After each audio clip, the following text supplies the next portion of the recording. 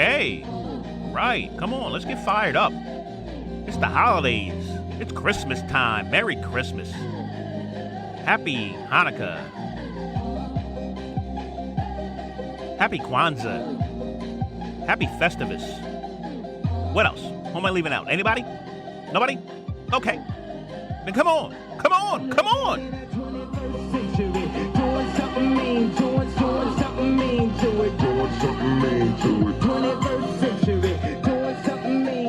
Welcome to the Comparison Group Podcast. Today is December 21st, 2022. Thanks for joining me. Appreciate it.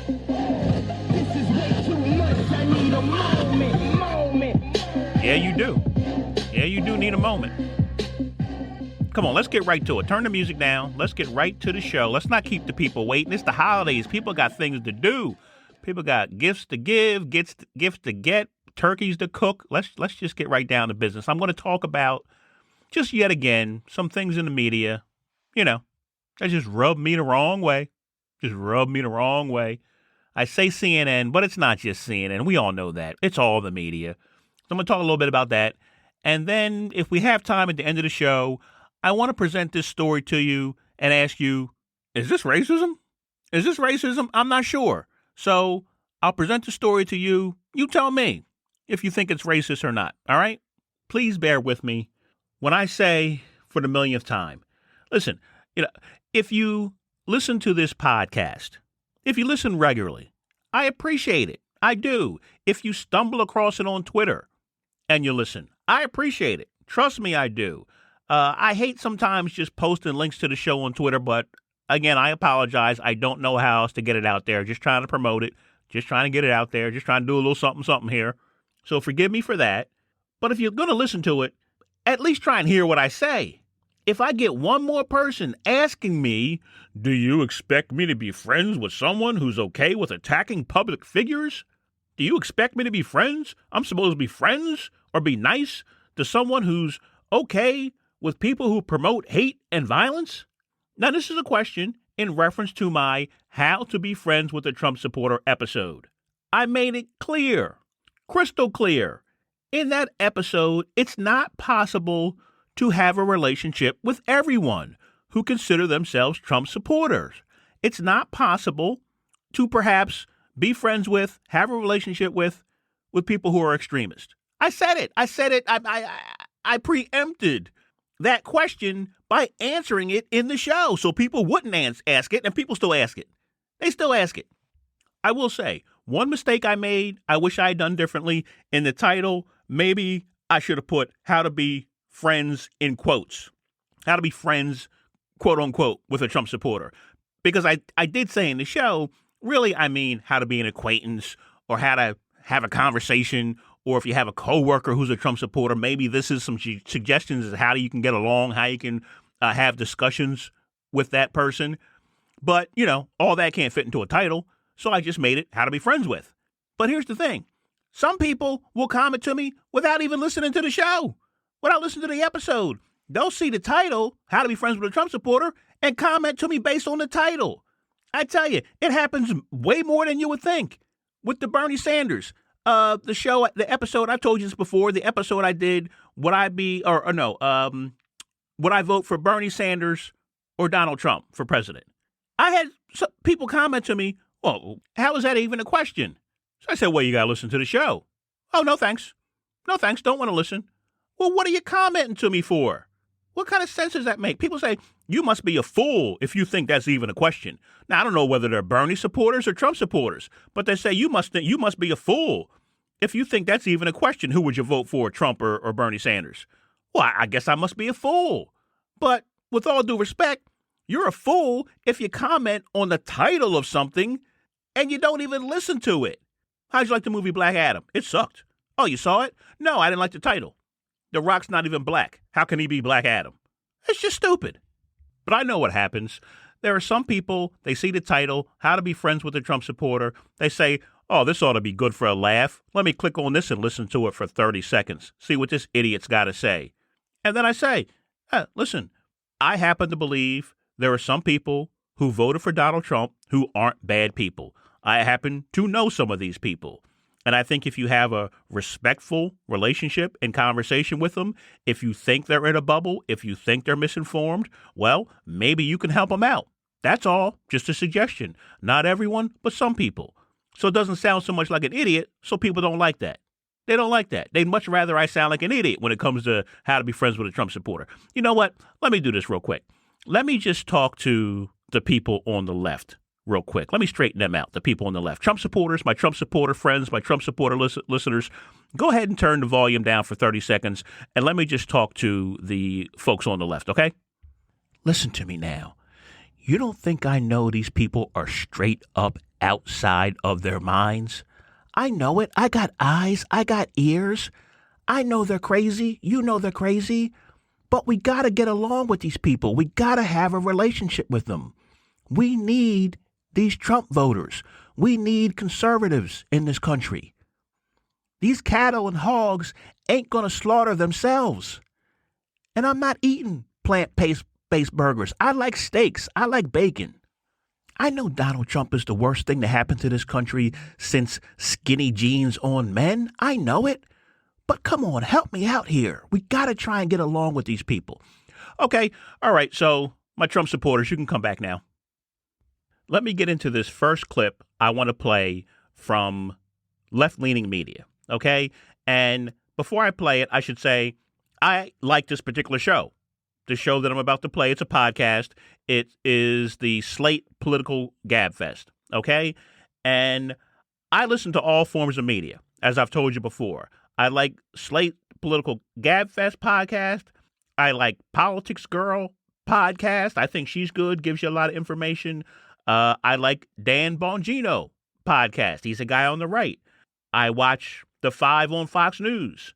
I watch Jake Tapper on CNN. I watch Morning Joe on MSNBC. I listen to Joe Madison on Sirius XM Urban View. All good shows. Now, why do I listen to all that? Because I have nothing better to do? Yes, partially. But also because it makes it easier to spot crazy when you hear it. Crazy like this. Listen to the clip.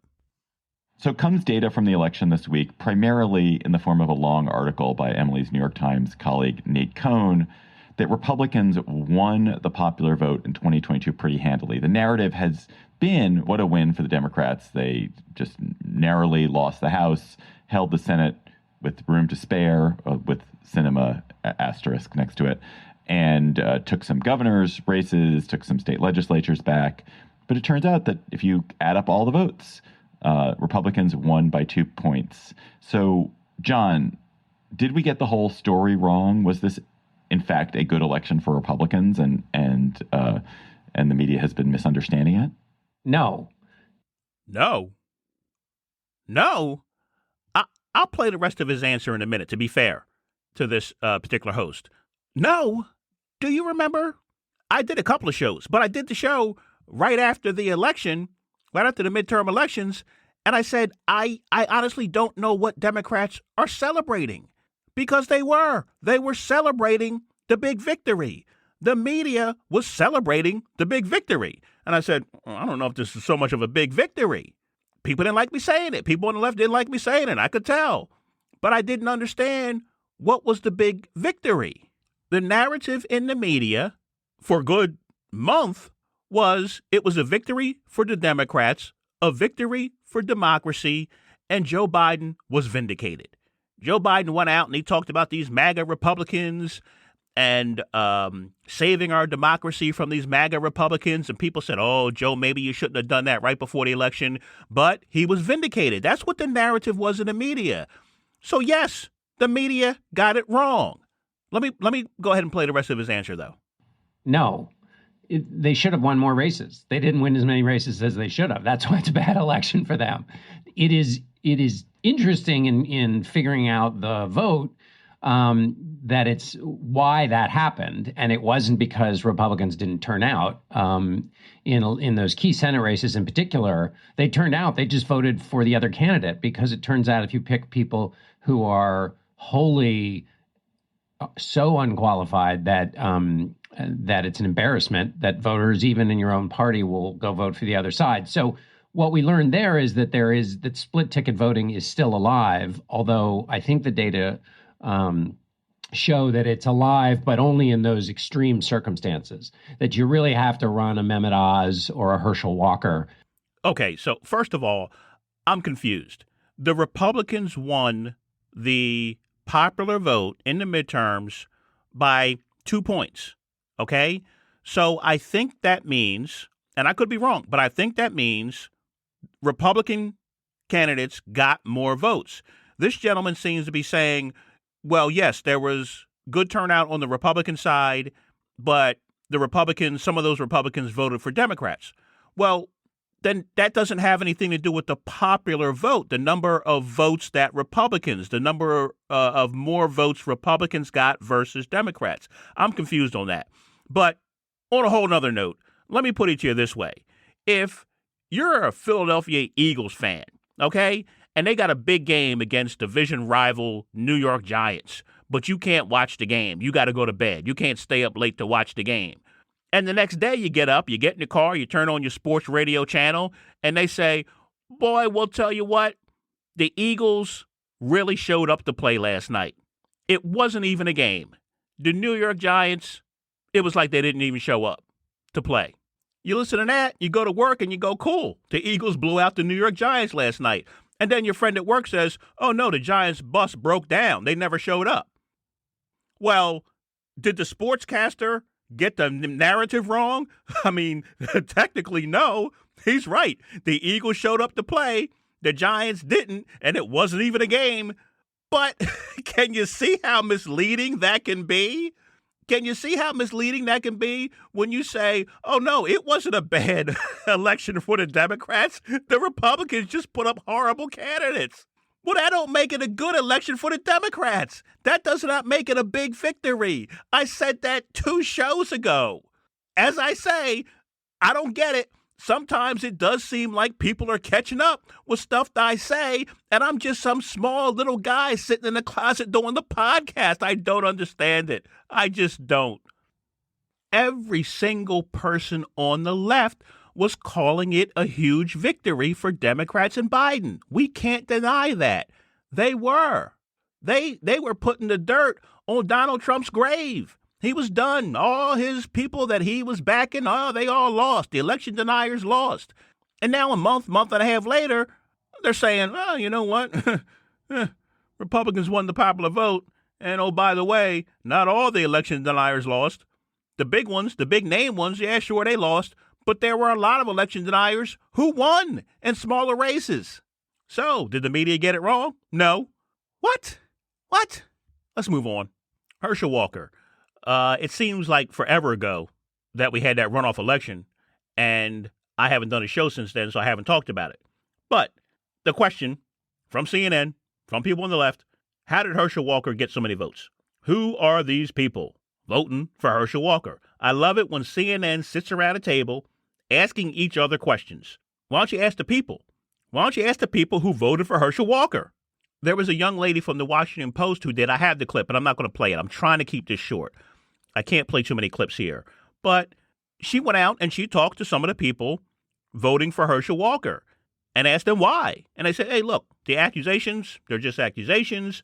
Another person said, while I don't agree with him on his positions on certain things, they're his positions. I have my positions. I'm still voting for him. You know, kind of what you would expect the people to say, what you would disagree with, what I might disagree with, but not outwardly crazy or violent or extremist, just regular people who just clearly do not see things when it comes to Herschel Walker the way we do. Simple as that. But you got to go talk to him. You got to go ask him.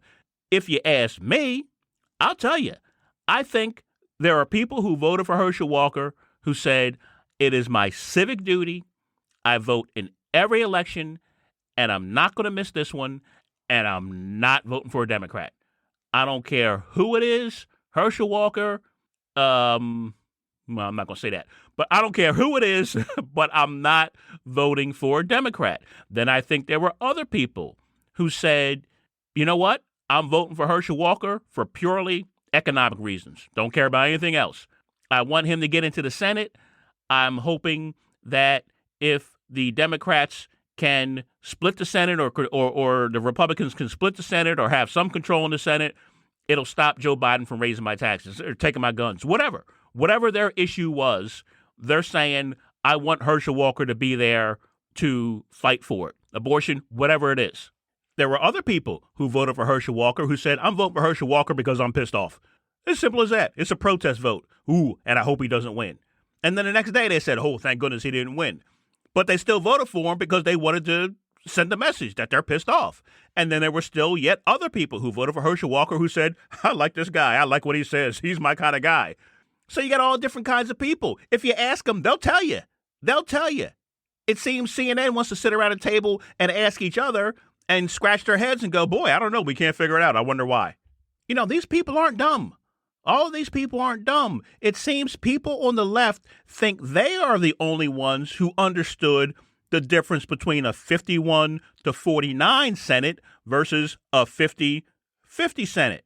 Well, no, people on the right realized how important that was too. And so they turned out to vote for Herschel Walker. Even if he wasn't the best candidate, he was the candidate on their side. Next, CNN and all left-leaning media, can you please, if you do nothing else in 2023, can you please stop reporting on Donald Trump's every brain fart? I'm begging you. Not because I'm sick of Donald Trump. I'll never get sick of Donald Trump. It's because I think it's the job of media to inform, which is why I gave you a wide range of shows I watch or listen to earlier, remember? Those shows I mentioned go from hard right to progressive because I want to be informed by media, not told stories just to make me feel good about myself. So if CNN wants to inform its viewers about what's going on in right-wing politics, they might want to start talking about the people and media outlets that have the most influence in right-wing politics. Guess what? It ain't necessarily Fox News. It ain't necessarily Tucker Carlson. And call me crazy, it ain't even Donald Trump.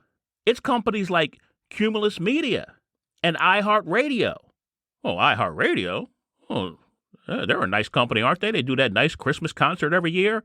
iHeartRadio, iHeartMedia used to be Clear Channel Communications. And some people out there might know a little something about Clear Channel Communications. I'm not going to get into it now, but they are not a friend to the left. And they control thousands upon thousands of radio stations across this country with millions upon millions of listeners. People like Mark Levin work for Cumulus Media. Mark Levin probably has 5 million listeners a day. A day. Tucker Carlson barely breaks 1 million a night. I mean, he might be in the low hundreds of thousands. I don't even know. I can't remember. But get a load of this. Tucker Carlson is no longer the number one cable show in the evening. Tucker Carlson is no longer the number one cable show on Fox News. The Five is now the number one show on Fox News. Who knew that? But where's all the focus? Where's all the focus on the left? Tucker Carlson, Tucker Carlson, Tucker Carlson. Look what Tucker Carlson said. You want to know what extremists are thinking? Keep talking about Tucker Carlson. Keep talking about Donald Trump. You want to know what conservatives are thinking? You better start listening to some of these other media shows and figure it out. CNN, you better start talking about some of these other media shows and figure it out. But for now, for right now, let's stop behaving on the left. If you're on the left, let's stop behaving like Donald Trump becoming president in 2024 is a reality. Let's just stop acting like it's a reality and it will stop being a reality. Your obsession with stopping Donald Trump from becoming president in 2024 is probably what'll make it happen if you keep it up. Think of it this way. Remember John Hinckley? What if John Hinckley applied for a job with the Secret Service? John Hinckley, the guy who shot Ronald Reagan. What if he applied for a job with the Secret Service? He'd have to fill out an application and they'd ask him, have you ever been incarcerated? Yeah. What for? Shooting the president. So he's fresh out of the mental hospital and he wants to apply for a job at the Secret Service. I'm assuming that would not be a reality. So just imagine Donald Trump has to fill out an application to become president again. And he would be asked, is there anything we should know about your past? Your recent history? Have you ever been involved in any coups to overthrow any governments? I mean, not for nothing. Hinckley seems to be the one who understands he did something wrong. Between the two, you kind of go, one is cured and one isn't. So I just don't know if it's a reality and should be treated as a reality for Donald Trump to be president again. And I know it's confusing because I say all the time, there are good Republicans and good Trump supporters, and I mean it and I believe it. Like I said, because I know them. And they don't like me saying these things, but they laugh. They laugh. You should laugh. So they laugh. And so it can be confusing.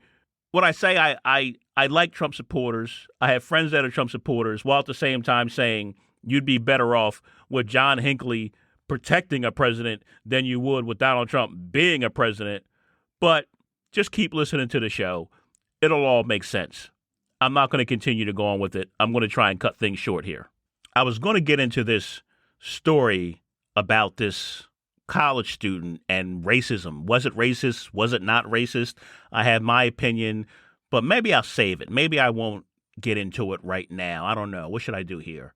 Let me try and do it quick. Maybe if I kind of whittle down some of the clips that I was gonna play. All right, let me see if I can do it in like 5 minutes or so. Okay. I stumbled across this on Roland Martin's show. If anybody knows Roland Martin, he's been around for a long time now out there in the media, a guy from the left.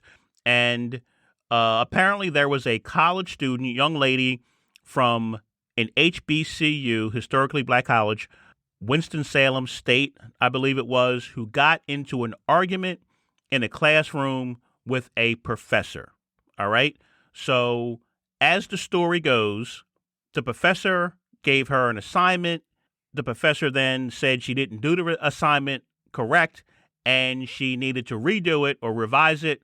The student felt she wasn't given enough time and an argument ensued in the classroom. Let's listen to a little bit of the audio from the argument in the classroom first, all right? I'm not resisting. You're hurting me really bad, bro. Please get off of me. And she's still standing there letting this happen. Exactly. I hate you. It already escalated. She's about to go out and hit him. I swear to God, I hate you. I swear to God, I hate you. I swear to God, I hate you, bro. You're the worst teacher ever. You can get me taken out of handcuffs because I want to apologize. Because I want to apologize. You started yelling at me. You tried to embarrass me about my paper. You're a terrible teacher. Is somebody recording this? Oh, everybody is. I hope you're recording everybody. Because that's ridiculous. Yes, that really is. You're letting this shit happen. She sit here and say she loves black people and stuff, but you let this happen to her? Come on now. No, you yelled at her first. You yelled at her first, but you want her to apologize. It doesn't make any sense. Let me just try and just sum this up because, like I said, I'm going to try and keep it short. I would encourage you to go to YouTube and look up the clip, Roland Martin, Winston-Salem student. If you just put that into YouTube, Roland Martin, Winston-Salem student, send some people his way, and watch the entire 26-minute clip that he has up on YouTube, and make up your own mind what you think. All right, I'm going to tell you what I think. But before you get mad at me, before you agree with me, before you disagree, go watch the clip and then you determine what you think. All right. Here's what I think from what I heard, from what I can gather, and all I can go by is what I saw in the clip. There's a whole lot of supposition going on Roland Martin's show, but I'm going to try and limit that as best I can. There are some things I'll, kind of assume here based on my experience, but I'm going to tell you what I think based on what I heard, what I saw. This young lady had a problem with this professor. There's no doubt in my mind. This wasn't something that just blew up on this particular day. This particular student had a serious problem with this particular professor. Just listen to this one little part again. I swear to God, I hate you. I swear to God, I hate you. I swear to God, I hate you, bro. You're the worst teacher ever. You can get me taken out of handcuffs because I want to apologize. Now listen. I haven't heard someone screaming, I hate you with that much anger since I bought my wife jewelry at Big Lots for her birthday. All right? So there was no question this student didn't like this professor. Maybe this professor didn't like this student. I don't know. What I do know is when we start to say things are racist because this incident involved a black student and a white professor, and the young lady was arrested by a white police officer, when we start pointing all of those things out, I have a problem with it. When we take someone's actions that were at best out of line, at worst downright ignorant, because she admits she posted a video to TikTok or whatever the student did, that she admits she yelled at the teacher, she dropped the F-bomb, she cursed at the teacher, yelled at the teacher, argued with the teacher. So her behavior was not exactly exemplary leading up to her arrest. She was told by the teacher to leave the classroom while they were arguing back and forth. She wouldn't. The police showed up and asked her to leave the classroom, which she says, the student says in her video. She says, first, it was a black police officer who came into the classroom and tried to get her to leave, or at least tried to de-escalate the situation and talk to her. And then a white police officer came in, and he was the one who apparently arrested her. Well, not really. They both arrested her, but the bottom line is she wouldn't leave. She got arrested because she wouldn't leave the classroom. I think when we feel a need to constantly make things about race that aren't clearly about race, pointing out white professor, white police officer, black girl arrested, I think it does a disservice to the many examples we can point to in this country when there is racism or discrimination. Now, I didn't know if I was off base. I asked a couple of people. I asked my dad. I said, hey, Dad, check this story out. What do you think about this? And he said to me, when he was a little boy, he was in school, he was acting up, and the teacher came over and grabbed his arm and dug her fingernails into his arm, drawing blood. So he went home, told his mom, my grandma, and he said his mom took off up to that school looking for that teacher to set her straight, which she did. And then he said when they got back home, she beat his butt. And she told him, just because that teacher didn't have any right to put her hands on you does not excuse your behavior. You know what? Let me play. I'm trying to keep this short, but let me play a little bit of this young lady's post. Hang on. Distracting. So basically, we had a group project assigned as a final, which is probably the dumbest thing, but I'm not here to critique her on her learning. We had a group final. We had to write a paper, and we had to also make up a skit for our group to present. It was 7 of us. I did most of writing the skit just because I wanted to. It was easy and it was fun for me. Well, I thought it was easy. I did the essay as well. She got back to me late, 6 hours before we had to present, actually, saying that my essay was completely wrong and I should revise it, all this shit. And I'm just like, I'm not going back and redoing this essay. That took me 2 weeks and you told me 6 hours before. I'm not redoing it. And I think I'm pretty okay for that. Ew, my camera is dirty. I think that wasn't a bad idea of not redoing it. I didn't edit that in any way. I don't know why she's talking so fast. But in any case, if you caught what she was saying, basically she's saying she had this assignment. She didn't like the assignment. You heard her start off by criticizing it. It was dumb. So she says, I'm not here to criticize after she gets done criticizing. And then she says, I'm not doing it. The teacher said she did it wrong, revise it. And she said, I'm not doing it. What? Since when do students tell the teacher, I'm not doing that? First of all, I don't like the assignment. Second of all, you're not giving me enough time to revise it, so I'm not doing it. Now look, between you and me, and this is just me, I went to college. You give me 6 hours and some no-dos, I can get a lot done. I mean, that's just me. I'm not kidding you. I wrote a 25-page marketing report in a night, knocked it out, got an A. I think A-, because I had some misspellings at the end because I was falling asleep. But in any case, I don't know the deal. I don't know what the truth is. It's always somewhere in the middle, right? I'm sure the professor has her side of the story about this assignment and how much time she gave and what was expected. And this young lady has her story, and the truth is probably somewhere there in the middle.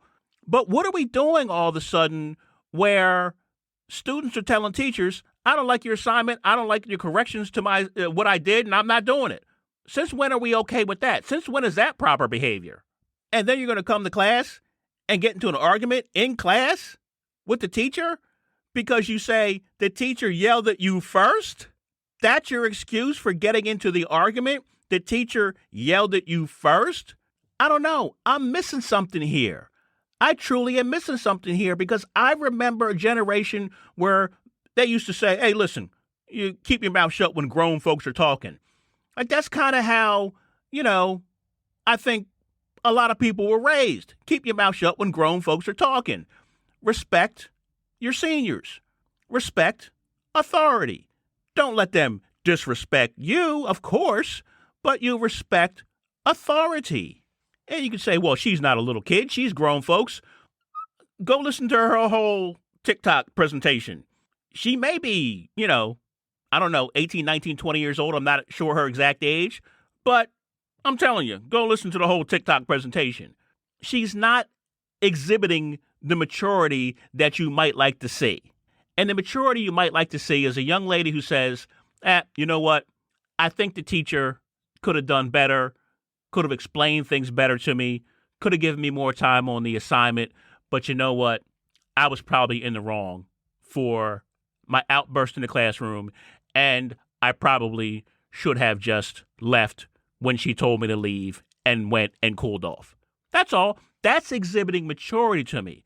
And none of that points to any racism. None of that points to racism. Now, look, if you present me with new information, if you tell me this professor is a former Grand Dragon of the Ku Klux Klan, I'll change my opinion. But as of right now, I haven't heard anything. I'm not seeing anything that tells me that this professor has a history of racism. Roland Martin points out that she doesn't get a very good score as a good professor, but you also see in what he posts up that the class is considered a 5 on the scale of difficulty. So what do you give a professor who gives you a difficult course or a lot of homework? You give him a bad score. So, I mean, come on. We got to be reasonable here. We really do. Because what really bothers me about this, when this gets turned into racism, gets made into racism when I really don't think it should have been, what do you think is next? The young lady says in her TikTok video, I'm starting an email campaign. My mom is behind me. My classmates are behind me. I'm starting an email campaign against the teacher. So here we go. Here's a teacher who, if she was racist, probably made a mistake by going to work at an HBCU. That doesn't make a whole lot of sense for a racist teacher to go, I want to go teach young black people. They're our future. That doesn't make a whole lot of sense. So while this teacher may not be the friendliest teacher, the teacher that students are going to say are amongst their most like teachers, now she has to deal with people coming after her job. Now she's got to deal with that. She's got to deal with this email campaign. She's got to deal with this attention she never wanted and people coming after her job because she simply wanted the student to calm down. Calm down. That ain't right. You know that ain't right. This teacher's job should not be placed in jeopardy because of this outburst, regardless if both were at fault. Regardless as if the student overreacted, if the teacher could have handled it better, if the young lady should not have been arrested, the teacher's job should not now be in jeopardy. People should not be calling for her to be suspended or fired or reprimanded for this. And again, I'll say it. Don't make everything about race. You're not doing a service to us. You're just not. Sometimes, some days, people just get up and they say, you know what? This ain't the day. This ain't the day. The next person that looks at me wrong, I'm going off on.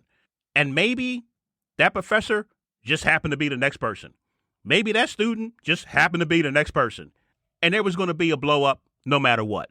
So chalk it up to that and move on and save your outrage for when it's really necessary. Like when The Rock plays Black Adam. That's the show. Thanks for listening. I appreciate it. Some people will agree with what I said. Some people will disagree. That's fine. That's the show. You know that. Comment to me. Like I said, I don't think it's racism. If you do, let me know.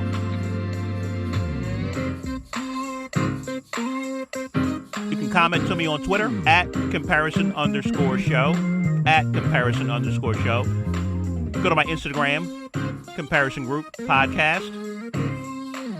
Don't forget to follow the show on Apple Podcast, on Spotify, Google Podcasts, Amazon Music, Pandora, everywhere you get podcasts. Come on, you know the deal. You know the deal. You know where the show is. I'm probably going to try and squeeze out one more show before the end of the year. And that show will be my New Year's resolution show, in which I will give you a can't miss, can't fail New Year's resolution that you can keep. Guaranteed to keep. So be sure to tune in for that next show. When will it be? I have no idea. Whenever I feel like it.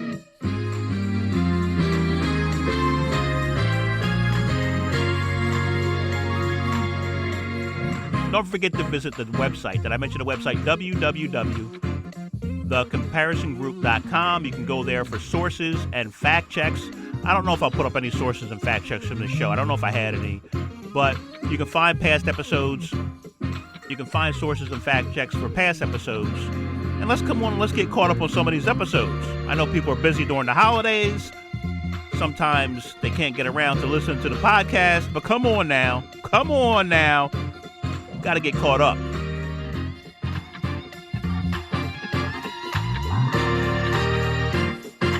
I'm jamming to this Christmas music. Let me dance. Watch me dance. Come on now. Watch me dance to the Christmas music. Put on my Santa Claus hat. Thanks for listening. Everyone stay safe. Everyone give their families a big hug during the holidays. Everyone forget everything that happened this last year. And we'll wake up ready and renewed and fresh for 2023. I'll see you next time.